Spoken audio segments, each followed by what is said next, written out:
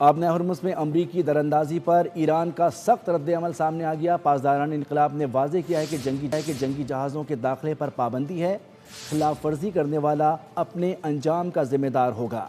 اس سے قبل امریکی بحریہ نے آبنۂ ہرمز سے بارودی سرنگیں صاف کرنے کا دعویٰ کیا ہے۔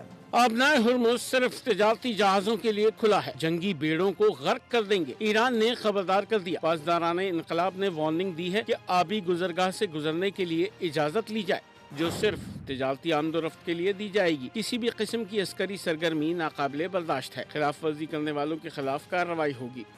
یہ انتباہ اس امریکی اعلان کا رد عمل ہے جس میں امریکی بحریہ کی جانب سے آبنائے ہرمز میں بارودی سرنگوں کی صفائی کے لیے سرگرمی شروع کرنے کا اعلان کیا گیا تھا۔